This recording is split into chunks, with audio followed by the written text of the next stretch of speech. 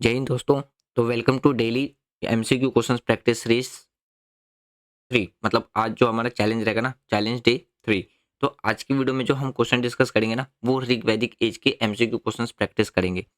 इसमें इसकी जो अगर हम इंपॉर्टेंस की बात करें ना, तो जो 2025 में जितने भी जो एग्जाम्स होने वाले हैं उन सब के लिए आपको बेनिफिशियल्स देखने को मिल जाएगा। इसके साथ साथ क्या हो जाएगा कि आपका ना एक तरीके से रिवीजन भी हो जाएगा। तो जैसे भी हमने दो वीडियो ऑलरेडी डिस्कस कर लिया था। जो पहला था ना, हमने वो स्टोन एज पे डिस्कस किया था, जो हमारा चैलेंज डे 1 था। दूसरे डे चैलेंज में हमने क्या डिस्कस करा था, इंडस वैली सिविलाइजेशन पे एमसीक्यू क्वेश्चन चैलेंज डिस्कस करा था, जिसमें कुछ पीवाईक्यू भी क्वेश्चन हमने मेंशन करे थे, जिससे आपको एक आइडिया मिलता रहे कि हाँ, इस तरीके से भी एग्जाम में क्वेश्चंस पूछे जाते हैं। तो आज हम ऋग्वैदिक एज पे डिस्कस करेंगे और इसमें भी आपको कुछ प्रीवियस ईयर के क्वेश्चंस देखने को मिल जाएंगे। अगर हम इसके इंपॉर्टेंस की बात करें ना, तो चाहे आप एसएससी की बात कर लो, रेलवे की बात कर लो, यूपीएससी प्रीलिम्स की बात कर लो, पीसीएस की बात कर लो, हर एक एग्जाम के लिए आपको ये इंपॉर्टेंट नजर आएगा। तो चलिए हम स्टार्ट करते हैं अपना आज का डिस्कशन। तो जिसमें मेनली आपको 30 एमसीक्यू क्वेश्चन देखने को मिलेंगे और इसका सॉल्यूशन भी देखने को मिलेगा। तो आपको सॉल्यूशन देखने से पहले क्या करना है, अपने आंसर टिक करने हैं और उसके बाद सॉल्यूशन देखना है। तो टोटल आपको एक 30 में से कितने क्वेश्चन सही जा रहे हैं वो आपको कमेंट बॉक्स में बताना है, या तो आप सारे आंसर कमेंट बॉक्स में भी कमेंट कर सकते हो, जैसा आपको कंफर्टेबल लगे। और वीडियो पसंद आ रही है तो आप वीडियो को शेयर कर सकते हो। चलिए स्टार्ट करते हैं हम अपना आज का पहला क्वेश्चन। देखिए, पहला जो क्वेश्चन है ना, वो क्या पूछ रहा है, द ऋग वैदिक सोसाइटी वॉज प्रीडोमिनेंटली का मतलब होता है मुख्य तौर पे। तो आपको ये बताना है कि जो ऋग वैदिक में जो समाज था, सोसाइटी थी, वो मुख्य तौर पे कैसा था। जैसे ऑप्शन ए है अर्बन, ऑप्शन बी था प्रेस्ट्रॉल। प्रेस्ट्रॉल का मतलब होता है एक तरीके से आप ऐसे रख सकते हो, गांववासी टाइप में, गांव वाले। ऑप्शन सी था इंडस्ट्रियल और ऑप्शन डी था एग्रीकल्चरल। तो इसका जो राइट आंसर देखने को मिलेगा ना, वो आपको क्या देखने को मिलेगा, option B is correct answer देखने को मिलेगा। यानी कि जो ऋग वैदी सोसाइटी की बात करते हैं ना, तो आपको कैसा देखने को मिलेगा, प्रेस्ट्रॉल देखने को मिलेगा।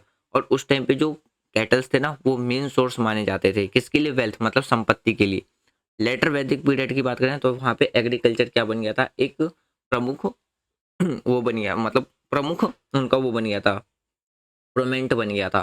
तो वो लेटर वैदिक पीरियड में बना था, ना कि वैदिक पीरियड में। तो इस वजह से हमारा जो राइट आंसर है ना, वो ऑप्शन बी देखने को मिलेगा। चलिए दूसरा क्वेश्चन देखते हैं। जो टर्म है दासस एंड दास यूज, आपको ये बताना है कि ऋग वैदिक पीरियड में किस चीज के लिए यूज किया गया था, किसके रेफर के लिए यूज किया गया था। जैसे ऑप्शन ए है आर्यन प्रिस्ट, ऑप्शन बी था इंडिजीनियस पीपल, ऑप्शन सी था ऋग वैदिक जो ऋग वैदिक वॉरियर्स, और ऑप्शन डी था वैदिक गॉड्स। तो इसका जो राइट आंसर देखने को मिलेगा ना, वो आपको देखने को मिलेगा ऑप्शन बी। यानी कि जो इंडिजीनियस जो पीपल्स थे ना, उनके लिए ऋग वैदिक पीरियड के अंदर में ना, तो दासस एंड दासयूस का जो शब्द है ना, उसका यूज किया जाता था किसके लिए, यानी कि जो इंडिजीनियस पीपल्स होते थे ना, उनके लिए। तो राइट आंसर आपको क्या देखने को मिलेगा, option B is correct answer देखने को मिलेगा। चलिए थर्ड क्वेश्चन देखते हैं। अगला जो क्वेश्चन है ना, इसमें ये बताना है कि जो बैटल ऑफ 10 किंग्स की जो लड़ाई हुई थी ना, वो किस रिवर पे हुई थी। ये ऑलरेडी किस में मेंशन है, ऋग वैदिक में मेंशन है। तो जैसे ऑप्शन ए है गंगा, ऑप्शन बी है यमुना, ऑप्शन सी है सरस्वती एंड ऑप्शन डी है परोसिनी, यानी कि जिसे हम रवि कहते हैं। तो इसका जो राइट आंसर देखने को मिलेगा ना, वो आपको क्या देखने को मिलेगा, ऑप्शन डी, यानी कि रिवर के ऊपर में। तो जो 10 किंग्स का, जो 10 राजाओं का जो बैटल हुआ था ना, यानी कि 10 राजाओं का जो युद्ध हुआ था, ये आपको किस में मेंशन देखने को मिल जाएगा, ऋग वैदिक में मेंशन देखने को मिल जाएगा। जो कि कहाँ लड़ा गया था, river of the Ravi bank पे लड़ा गया था। और किसके बीच में लड़ा गया था, Sudas of the Bharatas and confederation of other tribes के बीच में ये वॉर लड़ा गया था। चलिए नेक्स्ट क्वेश्चन देखते हैं, क्वेश्चन नंबर 4। इसमें ये पूछ रहा है द स्टेपल फूड ऑफ वैदिक आर्यंस वॉज, यानी कि जो स्टेपल फूड था वैदिक आर्यंस का, वो क्या था। जैसे option A barley and wheat, option B था rice and pulses, option C था meat and milk and option D था फ्रूट एंड वेजिटेबल। तो इसको जो राइट आंसर देखने को मिलेगा ना, वो आपको क्या देखने को मिलेगा, option A is correct answer, यानी कि बार्ली एंड व्हीट। तो जो स्टेपल फूड था ना वैदिक आर्यंस के लिए, तो वो क्या था, बार्ली एंड व्हीट था। तो बार्ली की बात करते हैं ना, वो बहुत ही ज़्यादा क्या था, कॉमन था, कल्टीवेटेड क्रॉप्स ड्यूरिंग द, अगर हम ऋग वैदिक पीरियड की बात करते हैं। और व्हीट की, और जो अदर ग्रेन्स था ना, उसके बारे में भी वो अच्छी तरीके से जानते थे। लेकिन जो स्टेपल फूड में काउंट होता है ना, यानी कि जो स्टेपल फूड था वैदिक आर्यंस के लिए, वो क्या था? बार्ली एंड वीट्स था। तो राइट आंसर क्या देखने को मिलेगा? Option A is correct answer देखने को मिलेगा। नेक्स्ट क्वेश्चन देखते हैं। अगला जो क्वेश्चन है ना, इसमें आपसे ये पूछा गया है कि which metal was first use by the वैदिक वैदिक पीरियड। तो ऐसा पहला कौन सा मेटल था जो वैदिक पीपल्स के द्वारा यूज किया गया था? जैसे ऑप्शन ए था iron, option B copper, option C gold and option D silver. तो इसका जो राइट आंसर देखने को मिलेगा ना, वो आपको देखने को मिलेगा कॉपर। तो वैदिक पीपल्स के द्वारा जो पहला मेटल यूज किया गया था ना, वो कौन सा यूज किया गया था? कॉपर यूज किया गया था। फिर बाद में उन्हें के द्वारा क्या है, लेटर वैदिक पीरियड में आपको क्या देखने को मिलेगा? आयरन का यूज करना उनके द्वारा शुरू कर दिया गया था। जो टर्म है ना कृष्णा आयास, तो वो किसके बारे में बताता है? ब्लैक मेटल जो कि आयरन के लिए रेफर किया जाता है, मतलब आयरन के लिए यूज होता है। तो आयरन वैदिक पीरियड में नहीं, लेटर वैदिक पीरियड में यूज हुआ था। अच्छा, आपसे एक सवाल पूछता हूँ मैं, आपको ये बताना है कि इंडस वैली सिविलाइजेशन में क्या आयरन मेटल का यूज किया जाता था या नहीं किया जाता था? ये आपको कमेंट बॉक्स में बताना है। चलिए सिक्स्थ क्वेश्चन देखते हैं। इसमें ये पूछा गया ना कि जो टर्म है गोपति, ये वैदिक पीरियड के टाइम पे किसके लिए इस्तेमाल किया जाता था? जैसे ऑप्शन ए है वॉरियर, ऑप्शन बी है किंग, ऑप्शन सी है काउ प्रोटेक्टर यानी कि जो गाय की रक्षा करते थे, और ऑप्शन डी था प्रीस्ट। प्रीस्ट मतलब होता है जो पुजारी होते हैं। तो जिसका जो राइट आंसर देखने को मिलेगा ना, वो आपको क्या देखने को मिलेगा? Cow protector. तो ऋग वैदिक पीरियड में ना, तो जो गोपति यूज किया जाता था वो किसके लिए यूज किया जाता था? जो गाय की रक्षा करते थे। तो गोपति मतलब क्या होता है? Protector of cow, reflecting the pastoral nature of early Vedic society के टाइम पे आपको देखने को ये मिलेगा। तो राइट आंसर क्या है इसका? Option C. नेक्स्ट क्वेश्चन देखते हैं। देखिए, the most important river mention in the Veda, यानी कि आपको ये बताना है कि जो ऋग वेदा है ना, तो उसके अंदर में सबसे मोस्ट रिवर जो मेंशन किया गया वो कौन सा है? जैसे ऑप्शन ए था Ganga, option B Yamuna, option C Saraswati और ऑप्शन डी था सिंधु। तो इसका जो राइट आंसर देखने को मिलेगा ना, वो आपको क्या देखने को मिलेगा? Option D Sindhu. तो ऋग वैदिक के अंदर में फ्रिक्वेंटली जो मेंशन किया गया है ना, सिंधु यानी कि इंडस रिवर को मेंशन किया गया है। और अलोंग विथ अगर हम सरस्वती और अदर्स रिवर भी मेंशन थे, लेकिन जो इंपॉर्टेंस दिया गया है ना, वो किसको दिया गया है? सिंधु यानी कि इंडस रिवर को दिया गया है। तो इसलिए जिसका जो राइट आंसर है ना, वो आपको क्या देखने को मिलेगा? Option D is correct answer देखने को मिलेगा। चलिए क्वेश्चन नंबर 8। इसमें ये बताना है कि जो ऋग्वैदिक इकोनॉमी है ना, वो प्राइमरली किसके ऊपर बेस्ड था?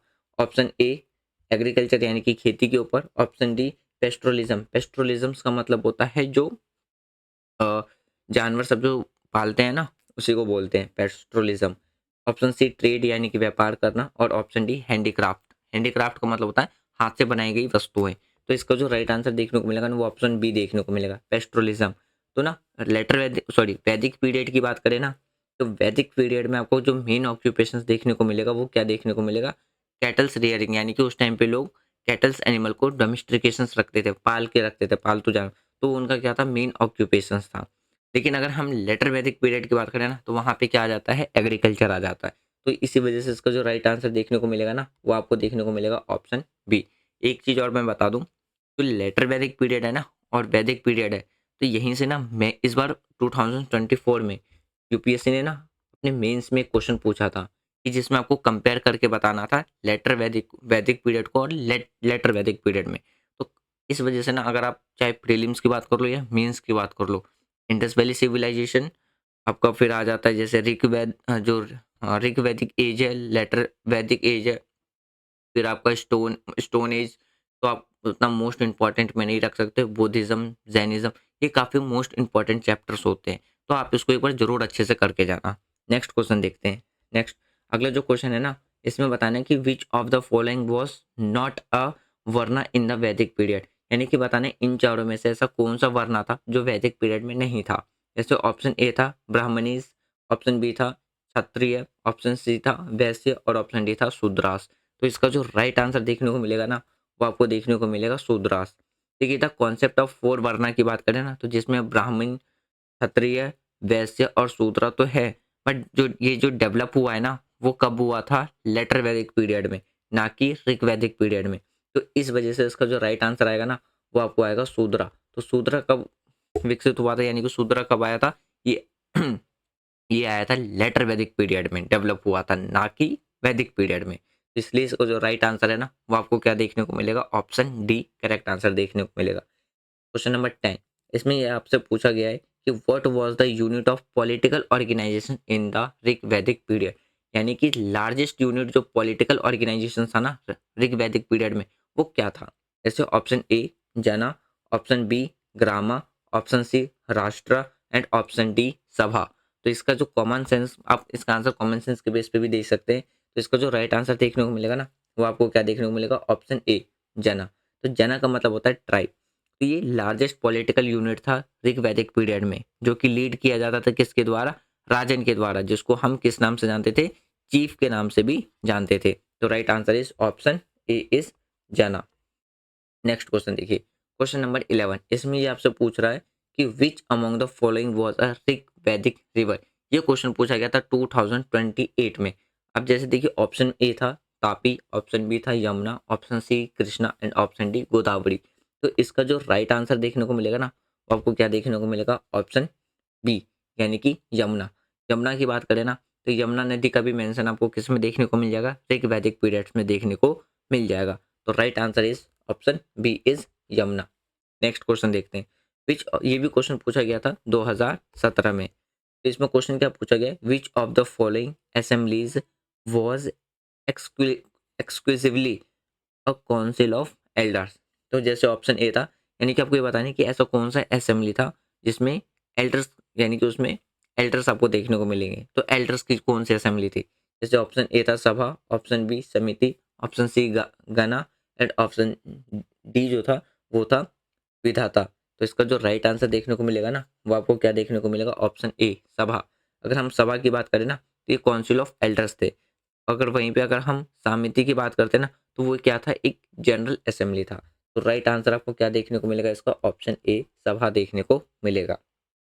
नेक्स्ट क्वेश्चन देखिए, इसमें आपसे पूछ रहा है कि which of the following Vedic text contains magical spells and terms.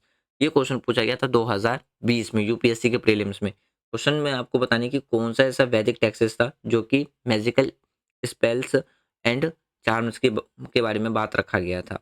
तो किस टेक्स्ट के अंदर में रखा गया था। जैसे ऑप्शन ए था ऋग्वेदा, ऑप्शन बी था यजुर्वेदा, ऑप्शन सी था सामवेदा एंड ऑप्शन डी था अथर्ववेदा। तो इसका जो राइट आंसर देखने को मिलेगा ना वो आपको देखने को मिलेगा अथर्ववेदा। तो अथर्ववेदा के ही अंदर में मेंशन किया गया है किसको लेकर के, जो मैजिक हीलिंग और जो रिचुअल्स जैसे जो मैजिक्स थे ना, तो इसका जो मेंशन है वो किस में देखने को मिलेगा, अर्थवेदा में देखने को मिलेगा। नेक्स्ट क्वेश्चन देखते हैं, इसमें आपको बताना है कि जो वर्जापति है ना वो वैदिक एज में किस चीज के, किस टर्म के लिए यूज किया जाता था, किसके लिए यूज किया जाता था। जैसे ऑप्शन ए था head of the village, option B था head of the family, option C है chief of a pasture land and option D था चीफ ऑफ द आर्मी। तो इसका जो राइट आंसर देखने को मिलेगा ना वो ऑप्शन क्या देखने को मिलेगा, सी देखने को मिलेगा। तो option C is correct answer. तो अगर हम वर्जापति की बात करें ना तो वर्जापति का मतलब क्या होता था, वो एक हेड होता था किसका, पेस्चर लैंड का। तो जो कि मैनेज करता था किसको, कैटल, कैट जो मैनेजिंग करता था कैटल वेल्थ और ग्रेजिंग लैंड को। तो राइट आंसर आपको क्या देखने को मिलेगा, ऑप्शन सी इस करेक्ट आंसर देखने को मिलेगा। नेक्स्ट क्वेश्चन देखते हैं, अगला जो क्वेश्चन है ना इसमें आपसे क्या पूछ रहा है, the later Vedic text are composed in which language. यानी कि जो लेटर वैदिक जो टेक्स्ट थे ना उसको किस लैंग्वेज में लिखा गया था या कंपोज किया गया था। जैसे ऑप्शन ए था प्राकृति, ऑप्शन बी था संस्कृत, ऑप्शन सी पाली, ऑप्शन डी तमिल। तो इसका जो राइट आंसर देखने को मिलेगा ना वो आपको क्या देखने को मिलेगा, ऑप्शन बी यानी कि संस्कृत देखने को मिलेगा।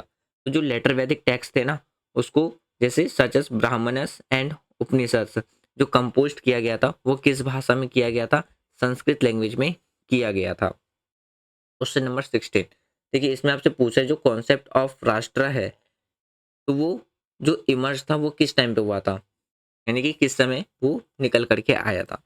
ऑप्शन ए अर्ली वैदिक पीरियड, सॉरी हाँ ऑप्शन ए था अर्ली वैदिक पीरियड, ऑप्शन बी था लेटर वैदिक पीरियड, ऑप्शन सी था modern period and option D था गुप्ता पीरियड। तो इसका जो राइट आंसर देखने को मिलेगा ना वो आपको क्या देखने को मिलेगा, ऑप्शन बी यानी कि लेटर वैदिक पीरियड। तो लेटर वैदिक पीरियड में ही क्या था, जो राष्ट्र था ना, जो राष्ट्र जो कॉन्सेप्ट था वो क्या था, इमर्ज होकर के आया था। तो राइट आंसर आपको देखने को मिलेगा option B is correct answer. Question number 17, इसमें आपसे क्या पूछ रहा है, इन द लेटर वैदिक period which sacrifice become important for kingship. तो आपको बताना है कि लेटर वैदिक पीरियड में ऐसा कौन सा सेग्रीफाइस यानी कि ऐसा कौन सा बलिदान था जो कि काफी ज्यादा इंपॉर्टेंट बन गया था किसके लिए, किंगशिप के लिए। तो ऑप्शन ए है जैसे वाजा वाजापेय, ऑप्शन बी था राजा सुआ, ऑप्शन सी है अश्व यानी कि अश्वमेधा, ऑप्शन डी था अग्निहोत्रा। तो इसका जो राइट आंसर देखने को मिलेगा ना वो आपको क्या देखने को मिलेगा, ऑप्शन सी यानी कि अश्वमेधा। तो अश्वमेधा यानी कि एक इसमें क्या था, हॉर्स को सेक्रीफाइस किया जाता था और जो कि सिंबलाइज था किसका, सुप्रीम अथॉरिटी का ओवर द टेरिटरीज। यानी कि आपने देखा होगा ना महाभारत या रामायण में कि राजा के द्वारा क्या था, यज्ञ करवाया जाता था और एक अश्व यानी कि जो एक घोड़ा होता था ना उसके उसको छोड़ दिया जाता था और इसमें मान्यता होती थी ना कि वो घोड़ा जिस जिस क्षेत्र से होकर के गुजरेगा, ये मान्यता होती थी कि वो क्या होगा, वो टेरिटरी उस राजा के अंडर में आ जाएगा जिसने ये घोड़ा छोड़ा हो। और ये भी मान्यता थी अगर कोई घोड़ा उसको पकड़ लेता था, रोक लेता था, तो उसको क्या करना पड़ता था, युद्ध करना पड़ता था, वॉर करना पड़ता था। तो यही प्रैक्टिस जो थी ना लेटर वैदिक पीरियड में काफी ज्यादा किंगशिप के लिए इंपॉर्टेंट बन गई थी। तो राइट आंसर आपको क्या देखने को मिलेगा, ऑप्शन सी देखने को मिलेगा। क्वेश्चन नंबर 18 की बात करते हैं, the Upanishad primarily focus on, यानी कि जो उपनिषद है ना वो किस पे प्राइमरली फोकस करता है। जैसे option A ritual sacrifice, option B philosophical concept, option D social structure and option D political administration. तो इसका जो राइट आंसर देखने को मिलेगा ना वो आपको क्या देखने को मिलेगा, पॉलिटिकल एडमिनिस्ट्रेशन। तो जो उपनिषद है ना, अगर हम उपनिषद की बात करते हैं ना इसमें आपको क्या है, metaphysically ideas like Brahma and आत्मा यानी कि आत्मा आत्मन आप कह सकते हैं, तो उसके बारे में आपको क्या है देखने को मिल जाएगा। अब जैसे एक क्वेश्चन आपसे यहाँ पे मैं और पूछूंगा, आपको कमेंट बॉक्स में बताना है कि जो सतमेव जयते हैं ना वो हमने किस से लिया है, ऋग्वेदा से लिया है, मुंडक उपनिषद से लिया है, उपनिषद से लिया है, ये आपको बताना है, ठीक है। नेक्स्ट क्वेश्चन देखते हैं, इसमें बताना है कि जो क्वेश्चन नंबर 19 है ना, विच of the following was not a वैदिक डेनिटी। तो डेटी डेटी का मतलब होता है देवता या गॉड कह सकते हो, इसकी जगह आप अगर नहीं समझ में आ रहा तो आप गॉड लिख के चल सकते हो, ठीक है। तो बताने कि कौन वैदिक टाइम पे किस देवता का मेंशन नहीं है इनमें से, जैसे ऑप्शन ए था इंद्र, ऑप्शन बी था वरुणा, ऑप्शन सी था विष्णु एंड ऑप्शन डी था बुद्धा। इसका जो राइट आंसर देखने को मिलेगा ना वो ऑप्शन डी देखने को मिलेगा, बुद्धा। क्योंकि बुद्धा का जो मेंशन है ना वो वैदिक एज में नहीं, वो आपको बुद्धिज्म में देखने को मिलेगा। नेक्स्ट क्वेश्चन देखते हैं, अगला जो क्वेश्चन है ना क्वेश्चन नंबर 20, इसमें ये पूछ रहा है कि जो टर्म है निक्षा जो वैदिक पीरियड में यूज किया जाता था ना वो किस चीज के लिए किया जाता था, किसके रेफर में किया जाता था। जैसे ऑप्शन ए है गोल्ड ऑर्नामेंट्स, यानी कि ऑर्नामेंट्स का मतलब होता है जो जेवर है तो ना गहने सब, उसके लिए हम यूज करते हैं। ऑप्शन बी है टैक्स, ऑप्शन सी है land revenue and option D है कॉपर कॉइन। तो इसका जो राइट आंसर देखने को मिलेगा ना वो आपको क्या देखने को मिलेगा, ऑप्शन ए यानी कि जो गोल्ड ऑर्नामेंट्स है तो उसी के लिए हम यूज करते थे किसका, निक्सा, ठीक है। तो right answer is option A. Next question देखते हैं, क्वेश्चन नंबर 21, इसमें ये बताना है कि जो अगर हम वेदा की बात करें ना तो वहाँ पे जो मंडल्स थे उनको कितने पार्ट्स में डिवाइड किया गया था। तो ऑप्शन ए था जैसे 5, ऑप्शन बी था 7, ऑप्शन सी है 10 और ऑप्शन डी है 12। तो इसका जो राइट आंसर देखने को मिलेगा ना वो आपको क्या देखने को मिलेगा, 10। तो ऋग्वैदिक में बात करें ना, ऋग्वेदा में तो जो मतलब जो मंडल्स है ना यानी कि जो बुक्स हैं उसको किस में कितने पार्ट्स में डिवाइड किया गया, 10 पार्ट में डिवाइड किया गया। तो हर एक कंटेनिंग्स में आपको क्या देखने को मिलेगा, एक अलग यानी कि डेडिकेटेड, उसमें वेरियस देवताओं के बारे में क्या है उसमें मेंशन किया गया है। तो राइट आंसर है ऑप्शन सी यानी कि 10। नेक्स्ट क्वेश्चन देखते हैं, देखिए क्वेश्चन नंबर जो 22 है ना इसमें आपसे क्या पूछ रहा है कि विच वैदिक डेनिटी was also was known as the प्रधानत्रा यानी कि डिस्ट्रॉय ऑफ फ्रॉस्ट। यानी कि ऋग्वैदिक ऋग्वैदिक में बात करना ना किस देवता को किसका भगवान माना जाता था, डिस्ट्रॉय का भगवान यानी कि डिस्ट्रॉय का देवता माना जाता था। Option A Agni, option B Indra, option C Soma and option D Varuna. तो इसका जो राइट आंसर है ना वो आपको इंद्रा देखने को मिलेगा। तो इंद्र जो है ना वो काफ़ी ज़्यादा मोस्ट पावरफुल देवता माने गए थे किसमें, ऋग्वेदा में। तो जिसकी वजह से उन्हें क्या कहा जाता था, पुरंदरा कहा जाता था, जो जिसमें लोगों का क्या मानना विश्वास था, उस टाइम पे ये मान्यता था कि उन्हें क्या माना जाता था, डिस्ट्रॉय एनिमी फ्रॉस्ट माना जाता था। ठीक है ना। तो राइट आंसर आपको क्या देखने को मिलेगा, ऑप्शन बी यानी कि इंदिरा। नेक्स्ट क्वेश्चन देखते हैं। जो क्वेश्चन नंबर 23 है ना, इसमें आपसे क्या पूछ रहा था, टर्म ऑफ पुरोहिता यानी कि जो ऋग्वैदिक पीरियड है ना, तो उस टाइम पे जो पुरोहिता जो यूज किया जाता था, शब्द यूज किया जाता था, वो किसके लिए यूज किया जाता था। ऑप्शन ए विलेज हेड के लिए, ऑप्शन बी वॉरियर के लिए, ऑप्शन सी चीफ प्रिस्ट के लिए, और ऑप्शन डी ट्रेडर के लिए। तो इसका जो राइट आंसर देखने को मिलेगा वो आपको देखने को मिलेगा ऑप्शन सी यानी कि चीफ प्रिस्ट के लिए। तो जो पुरोहिता होते थे ना, वो लॉयल प्रिस्ट होते थे, जो कि परफॉर्म करते थे जो भी सेक्रीफाइसेस होते थे या जो रिचुअल्स होते थे, किसके लिए, राजा के लिए। तो राइट आंसर आपको क्या देखने को मिलेगा, ऑप्शन सी देखने को मिलेगा। क्वेश्चन नंबर 24, इसमें आपसे क्या पूछ रहा है, फेमस गायत्री मंत्र जो है वो कहाँ पे देखने को मिलेगा, किस वेदा में देखने को मिलेगा।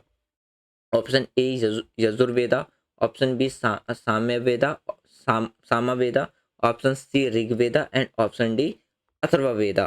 तो इसका जो राइट आंसर देखने को मिलेगा वो किस में देखने को मिलेगा, ऑप्शन सी ऋग्वेदा। तो जो फेमस गायत्री मंत्र है ना, जो गायत्री मंत्र है वो किस में देखने को मिलेगा, ऋग्वेदा में देखने को मिलेगा, जो कि डेडिकेटेड है किसके लिए, सन गॉड सावित्री। और ये आपको किस में देखने को मिलेगा, ऋग्वेदा में देखने को मिलेगा। और डेडिकेटेड किसके लिए, द सन गॉड सावित्री के लिए। तो right answer is option C is correct answer. Next question देखते हैं, क्वेश्चन नंबर 25। इसमें आपसे क्या पूछ रहा है कि इन द लेटर वैदिक पीरियड द टर्म संघा यानी कि जो लेटर वैदिक पीरियड में संघा जो शब्द यूज किया जाता था वो किसके लिए यूज किया जाता था। जैसे ऑप्शन ए था a tribal assembly, option B religious community, option C council of elders and option D a Buddhist monastery. तो इसका जो राइट आंसर देखने को मिलेगा ना वो आपको क्या देखने को मिलेगा, अ ट्राइबल असेंबली। तो जो टर्म है ना संघा, तो वो लेटर वैदिक पीरियड में किसके लिए यूज किया गया था, तो जो ट्राइबल मैटर्स होते थे ना उसको डिस्कस करने के लिए। तो तो जो ट्राइबल असेंबली होते थे ना उसमें वो क्या करते थे, जो भी मैटर्स होते थे ना उसको डिस्कस करते थे। तो इसीलिए ना तो उसको किस नाम से जानते थे, संघा के नाम से जानते थे। तो राइट आंसर आपको क्या देखने को मिलेगा, ऑप्शन ए इस करेक्ट आंसर देखने को मिलेगा। क्वेश्चन नंबर 26, इसमें आपसे ये पूछा गया है कि जो लेटर वैदिक पीरियड है ना इनमें से कौन यानी कि हेरिडिटरी बन गया था। तो जैसे option A which of the following become hereditary. तो ऑप्शन ए था kingship, option B priesthood, option C both and option D ना तो ए ना तो बी। राइट आंसर आपको देखने को मिलेगा ऑप्शन सी यानी कि दोनों के दोनों, सॉरी ऑप्शन सी। अगर हम लेटर वैदिक पीरियड की बात करें ना तो जो हेरिडेटरी थी तो वो दोनों ही के द्वारा बन गया था, चाहे हम किंगशिप की बात करें या प्रीस्टहुड की बात करें। ठीक है, तो right answer is option C. Next question देखते हैं, जो टर्म है ना बलि वैदिक पीरियड में किस चीज़ के लिए इस्तेमाल किया जाता था। तो ऑप्शन ए है जैसे type of trade, option B है अ टैक्स और ट्रिब्यूट, ऑप्शन सी है अ रिलीजियस सेक्रीफाइस, और ऑप्शन डी है a type of land grant. तो इसका जो राइट आंसर है ना वो आपको बी देखने को मिलेगा यानी कि अ टैक्स और ट्रिब्यूट। तो जो बलि है ना वो किसके लिए यूज किया जाता था लेटर वैदिक पीरियड में, तो जो टैक्स पे किया जाता था ना उसके लिए। तो बाद में क्या बन गया था, letter become a mandatory tax यानी कि बाद में टैक्स मैंडेटरी बन चुका था। क्वेश्चन नंबर 28, तो इसमें आपसे क्या पूछ रहा है, द लेटर वैदिक period was the emergency of which mahajanapada, not, एक मिनट। हाँ तो देखिए इसमें ये पूछ रहा है कि लेटर वैदिक पीरियड में कौन जो महाजनपद था वो काफी ज्यादा क्या था, इमरजेंस हो गया था। जैसे ऑप्शन ए है Magadha and Kosala, option B Gandhara and Avanti, option C Kuru and Panchala, और option D all of the above. तो इसका जो राइट आंसर देखने को मिलेगा ना वो आपको क्या देखने को मिलेगा, option D all of the above. Later वैदिक पीरियड की बात करें ना जो फॉर्मेशन हुआ था महाजनपदास का, तो उसमें जैसे कुरु पंचाला मगधा कोसाला अवंती एंड गंधारा आपको देखने को मिलेगा। तो right answer is option D. Next question देखते हैं, जो क्वेश्चन नंबर 29 है ना इसमें आपसे क्या पूछ रहा है कि जो राथाकारा है वैदिक पीरियड में किस चीज के लिए यूज किया जाता था। जैसे ऑप्शन ए है अ प्रीस्ट, ऑप्शन बी है अ चारियोत मेकर, ऑप्शन सी है अ वॉरियर, ऑप्शन डी था अ विलेज चीफ। तो इसका जो राइट आंसर देखने को मिलेगा ना, वो आपको क्या देखने को मिलेगा, ऑप्शन बी अ चैरियोत मेकर्स के द्वारा। तो जो चैरियोट मेकर होते थे ना, वो काफ़ी ज़्यादा क्या माना जाता था उस टाइम पे, एक इम्पॉर्टेंट प्रोफेशंस माना जाता था, जो कि अगर हम वैदिक में बात करें ना, वैदिक पीरियड में, तो वो वॉरफेयर्स में काफ़ी ज़्यादा क्या करते थे, इंपॉर्टेंट रोल प्ले करते थे। आज का लास्ट क्वेश्चन है, देखिए इसमें आपसे पूछा गया है कि जो लेटर वैदिक पीरियड है ना, उसमें जो कंपोजिशन है, किस टेक्स्ट का कंपोजिशन आपको देखने को मिलेगा। यानी कि ऑप्शन ए है Brahmas, option B Aryans, option C Upanishads और option D all of the above. तो उसका जो राइट आंसर है ना, वो आपको क्या देखने को मिलेगा, option D all of the above. तो जो लेटर वैदिक पीरियड था ना, तो उसमें जो कंपोजिशन आपको देखने को मिलेगा, ब्रह्मास, आर्यंस एंड जो उपनिषद्स है ना, यानी कि जो फिलोसॉफिकल टेक्स्ट है, ये सारी चीज़ें आपको क्या है उसमें देखने को मिल जाएगी। तो राइट आंसर आपको क्या देखने को मिलेगा, ऑप्शन डी देखने को मिलेगा। तो फ्रेंड्स, मैं आशा करता हूँ कि जो हमारी डेली एमसीक्यू चैलेंज वीडियो है ना, वो आपके लिए काफ़ी ज़्यादा क्या रही होगी, हेल्पफुल रही होगी। तो थोड़ी सी भी अगर वीडियो आपके लिए हेल्पफुल है ना, तो आप वीडियो को ज़्यादा से ज़्यादा लाइक कर सकते हैं, शेयर कर सकते हैं, चैनल को सब्सक्राइब कर सकते हैं। Thanks for watching friend, take care, जय हिंद। और जैसे ही हमारी एशियन हिस्ट्री की डेली एमसीक्यू चैलेंज कंप्लीट हो जाएगी ना, तो उसके बाद हम मिडेवल, मिडेवल के पास मॉडर्न। तो ये जो हिस्ट्री की जो सीरीज है ना, वो आपको 3 पार्ट में नज़र आएगी। इसके बाद हम ज्योग्राफी स्टार्ट कर देंगे, ज्योग्राफी के बाद हम पॉलिटिकल, पॉलिटिकल के बाद इसी तरीके से अभी हमारा प्रीलिम्स के बेस पे सारी एमसीक्यूज प्रैक्टिस आपको देखने को मिल जाएगी। और कोई अगर आपको सजेशन देना है, कमेंट बॉक्स ओपन है, आप कमेंट बॉक्स में दे सकते हैं। Thanks for watching friend, take care, जय हिंद।